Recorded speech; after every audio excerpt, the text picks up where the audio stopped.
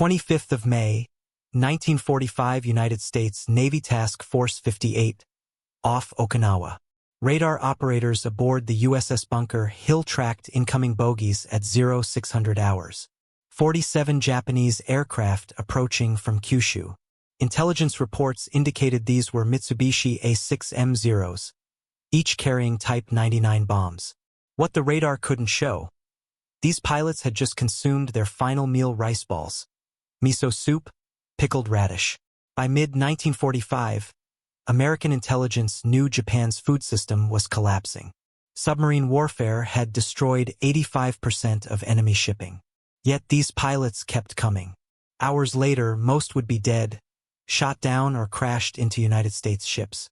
What exactly did these men eat before their final missions, and how did their last meals reveal both the scarcity and the ideology of a nation at war's end? 25th of October, 1944, Leyte Gulf, Philippines. Admiral William Halsey's Third Fleet had decimated Japanese air power. 3 days of conventional attacks cost Japan over 300 aircraft. United States Combat Air Patrol shot down attackers at ratios exceeding 10-1. Then something changed. United States St. Louis Combat Information Center reported a Zero approaching at 0740 hours. Anti-aircraft guns opened fire. The aircraft took multiple hits but didn't break off. At 0749, it crashed directly into the escort carrier's flight deck. The explosion detonated aircraft fuel and ammunition. St. Louis sank within 30 minutes. American intelligence scrambled to understand this new tactic. Captured documents would later reveal Vice Admiral Takejiro Onishi's orders establishing the Tokubetsu Kogekitai Special Attack Units. Western translators called them Kamikaze, after the divine wind that saved Japan from Mongol invasion in 1281. United States Navy intelligence initially believed these were spontaneous acts by fanatic volunteers. Analysis of recovered Japanese naval records revealed different reality. Structured assignments, squadron quotas, officers selecting subordinates. The enemy had systematized suicide attacks. What puzzled American analysts most were references to ceremonial meals in captured pilot logs. Navy ration tables from October 1944 specified allocations. 650 grams rice daily, 40 grams barley, miso paste, pickled vegetables, 100 grams fresh fish when available. These weren't banquets, they were working meals for men about to die. American pilots ate eggs, bacon, toast before missions. The enemy ate rice balls. American submarine warfare had systematically strangled Japan's food supply. By 1944, United States submarines operating from Pearl Harbor in Australia had established devastating efficiency. Commander Dudley Morton's USS Wahoo alone sank 20 ships totaling 60,000 tons. The submarine campaign targeted merchant vessels carrying food imports. Office of Naval Intelligence reports documented the impact. Japan imported 2.3 million tons of rice from Korea and Taiwan in 1941. By 1945, 180,000 tons, a 92% reduction. Soybean imports from Manchuria, 1.4 million tons to 67,000 tons. The math was simple. Japan couldn't feed itself. United States Army Air Forces compounded the crisis. B-29 superfortresses from Marianas bases destroyed Japanese transportation infrastructure. Operation Starvation dropped 12,000 aerial mines in Japanese waters, sinking or damaging 670 ships.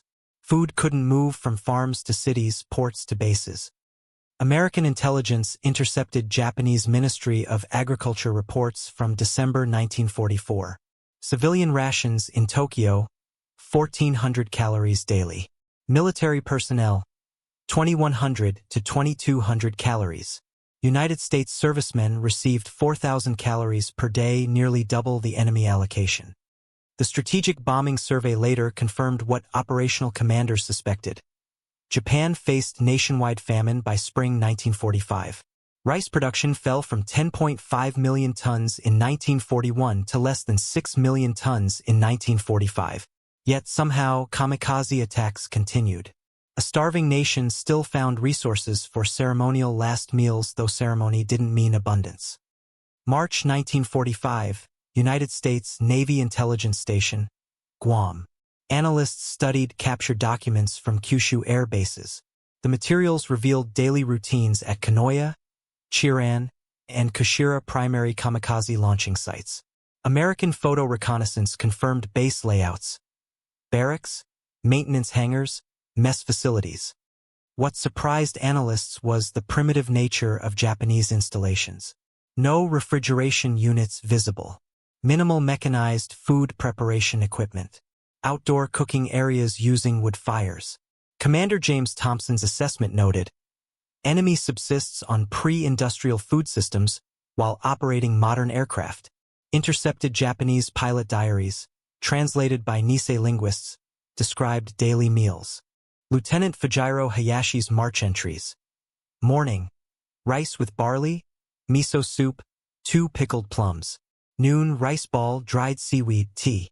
Evening, rice porridge, preserved vegetables, small portion dried fish, no mention of special provisions for pilots selected for suicide missions. United States logistics officers calculated the impossibility. The Sasebo Naval District, supplying Kyushu bases, received 60% of requested food shipments in January 1945, 45% in February, 32% in March. American submarine attacks and B-29 mining operations had created cascading failures. Yet the enemy improvised. Photo reconnaissance showed agricultural plots on airfield perimeters, pilots growing sweet potatoes between missions. Intelligence reports noted civilian donations to bases. Farmers bringing eggs, vegetables, occasionally chickens. These contributions came from communities United States strategic bombing assessments showed were themselves approaching starvation. American planners couldn't comprehend the psychology starving civilians feeding pilots who would die within days. April 1945, Task Force 58, pre-invasion bombardment of Okinawa. United States Navy pilots reported unprecedented kamikaze activity. Radar plots showed waves of 20 to 50 aircraft launching from Kyushu bases. Combat air patrol engaged them miles from the fleet, but some always penetrated. Lieutenant Commander Edward O'Hare's after-action report described the attacks. They fly straight through flak that would turn back normal pilots. No evasive action. Just straight lines to targets, what O'Hare didn't know. These pilots had consumed their last meals hours earlier, plain rice, watered miso, pickled vegetables. American intelligence pieced together the ritual through interrogations of captured Japanese personnel and recovered documents. The standard last meal, according to Naval Intelligence Bulletin 45-7. Rice balls wrapped in nori seaweed. Miso soup with tofu when available, pickled plum, green tea. United States cultural analysts initially assumed elaborate farewell banquets based on Japanese tradition. Captain William Sebald, a Japan expert advising MacArthur's staff, projected American military customs onto the enemy.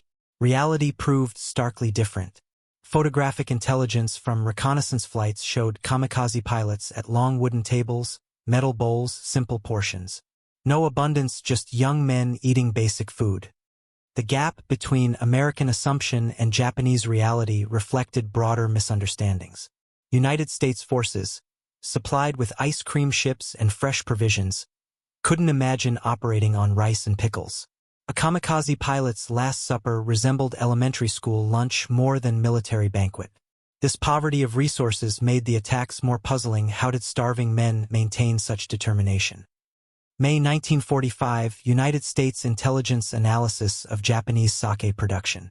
The ceremonial cup had become synonymous with kamikaze missions in American perception. Every newsreel showed pilots raising tiny cups in final toasts. Naval intelligence investigated the reality behind these images. Japanese alcohol production statistics, captured from bomb facilities, revealed systematic collapse. Sake output, 2.6 million koku in 1940, 1.1 million koku by 1945, 58% decline. Rice needed for brewing went to food production. Brewery workers conscripted. Distribution networks destroyed by B-29 raids. Interrogation of captured ground crew revealed the truth. Mechanic Corporal Yamamoto, taken prisoner after Okinawa, testified, Often there was no sake. We used green tea in ceremonial cups. Pilots knew but participated anyway. The gesture mattered, not the content. United States supply officers couldn't comprehend the contrast. American bases maintained abundant alcohol supplies: beer, whiskey, medicinal alcohol. The idea of substituting tea for sake in military ceremonies seemed impossible. Yet Japanese base records confirmed it. March 1945. Kanoya Air Base 50 liters sake for 3,000 personnel. April 30 liters. May no delivery recorded. The revelation reshaped intelligence assessments. If Japan couldn't supply ceremonial sake for suicide pilots, what else were they lacking? The iconic toast Americans saw in propaganda photos was often colored water or tea. The enemy's ceremonies were theater born from scarcity, maintaining appearance while substance vanished. 1944–45, United States submarine campaign effects on Japanese logistics. American submarines had achieved devastating effectiveness. By March 1945, Pacific Fleet submarines had sunk over 7 million tons of Japanese shipping, 85% of the pre-war merchant fleet. Naval intelligence tracked the impact through intercepted communications. Import statistics told the story. Rice from Korea and Taiwan, 2.3 million tons in 1941, 180,000 tons in 1945. Soybean imports from Manchuria, eliminated. Sugar from Taiwan, zero. The home islands faced starvation while America shipped ice cream to forward bases. Task Force 38 pilots attacking Kyushu installations reported unusual observations. Commander David McCampbell noted, airfields operational but no support vehicles visible. Personnel cultivating gardens adjacent to runways, photo interpretation confirmed. Japanese air bases growing food on operational surfaces. Captured requisition logs from April 1945 showed Kanoya Air Base requesting 3,000 kilograms sweet potatoes, 500 kilograms cabbage, 200 kilograms daikon radish weekly. These vegetables came from villages. Strategic bombing survey showed surviving on 1,200-calorie rations. The intelligence paradox emerged clearly. Japan operated advanced aircraft A6M Zeros, Yokosuka D4Y Judas, while pilots ate peasant food. Fuel moved on heavily guarded trains. Food traveled when space permitted. Commander Minoru Genda's captured logistics report stated, aircraft operational, pilots malnourished, the Empire's last meals were partly gifts from starving farmers. Nutritional analysis by United States Navy medical officers revealed the performance gap. American pilot rations, 1945, 4,000 calories including 130 grams protein, fresh vegetables, canned fruit, coffee, cigarettes. Japanese Navy, 2,000 to 2,200 calories, 60 grams protein, minimal vegetables, no fruit, green tea. USS Enterprise Air Group enjoyed typical breakfast before combat missions. Eggs, bacon, toast, butter, orange juice, coffee. Their kamikaze opponents. Rice, miso, pickles, tea. The caloric difference nearly double affected reaction times, decision-making, endurance. United States flight surgeons calculated Japanese pilots operated at 70% physical capacity. Yet enemy doctrine emphasized spiritual strength over physical sustenance. Captured Japanese military guidance stated, the warrior's spirit transcends bodily needs. This philosophy justified inadequate rations as character building. American analysts found it incomprehensible how could malnourished pilots threaten the world's best-fed military. Intelligence reports noted small compensations. Some Japanese bases provided sugar cubes before missions, pure energy in crystallized form. Recovery teams found unopened sugar packets in crashed aircraft wreckage. Pilots carried them as talismans rather than food. United States medical examinations of captured Japanese personnel confirmed widespread malnutrition. Vitamin deficiencies, protein insufficiency, general undernourishment. Yet psychological assessments noted continued high morale despite physical degradation. Naval intelligence conclusion. Enemy substitutes ideology for calories. Food served more as talisman than sustenance. May 1945, United States Occupation Planning Staff study Japanese civilian support for kamikaze operations. Intelligence reports described incomprehensible behavior. Starving civilians donating food to suicide pilots. Communities with 1,680-calorie daily rations contributing to military meals. The town of Chiran, near the major kamikaze base, exemplified the pattern. OSS reports documented local farmers pooling resources for pilot meals. Village records from April 1945, captured after surrender, listed 127 eggs, 45 kilograms vegetables, 12 chickens, 200 rice balls. Each item represented family sacrifice. Mrs. Tome Torihama's restaurant near Chiran Air Base appeared in numerous intelligence reports. She provided free meals to kamikaze pilots using her entire allocation, her family's rations, black market purchases. Post-war interrogation revealed her family ate sweet potato skins while pilots received rice. American economic analysts calculated the impossibility. Black market rice cost 150 yen per kilogram. Monthly salaries averaged 100 yen. Villagers faced 2,000 yen fines for unauthorized food transfers. Yet contributions continued. The social contract had inverted civilians who should receive military protection instead sustained the military through starvation. United States psychological warfare specialists studied captured pilot letters for exploitation opportunities. Lieutenant Matsuo's final letter. The villagers gave us eggs today. I know children here haven't seen eggs in months. This gift carries obligation heavier than aircraft bombs. Americans couldn't weaponize this psychology, it transcended propaganda. Famine conditions had turned final meals into collective sacrifice. May to June 1945, Battle of Okinawa. United States radar stations tracked waves of kamikaze attacks from Kyushu. Operation 10 go through every available Japanese aircraft against the invasion fleet. American combat air patrols and anti-aircraft fire destroyed most attackers, but sheer numbers guaranteed some penetration. Vice Admiral Richmond Kelly Turner's action reports noted attack patterns. Multiple daily waves, hundreds of aircraft total. Behind these statistics lay Japanese logistical collapse invisible to American observers. Supply records captured after surrender revealed the crisis. 25th of May, 1945, Kanoya Air Base inventory. Rice for 2,100 men, 2 days remaining. Miso paste, diluted to 20% concentration. Preserved vegetables. Pickle brine extended with seawater. Fresh food, none. Yet 47 pilots required ceremonial meals that morning. United States Navy intelligence intercepted Japanese communications describing conditions. Base commanders reported, meals thinner than ever. Rice mixed 40% sweet potato. Miso like colored water, yet operational tempo increased. Official Japanese broadcasts proclaimed decisive victory, while pilots ate steadily deteriorating rations. American photo reconnaissance captured the contradiction. Images showed kamikaze pilots posing confidently beside aircraft, scarves flowing, swords raised. Other photos, analyzed post-war, revealed the same men at meals, hollow cheeks, thin arms, eating watery soup from dented bowls.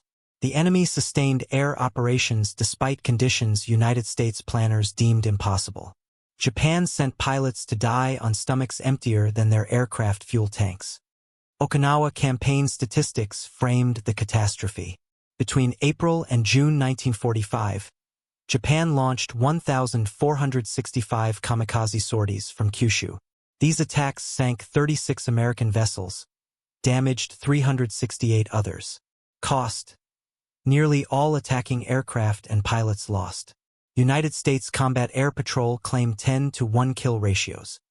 Behind these numbers, American intelligence tracked Japanese supply collapse through intercepted reports. Food deliveries to Kyushu air bases. April 1945, 312 tons requested, 87 delivered.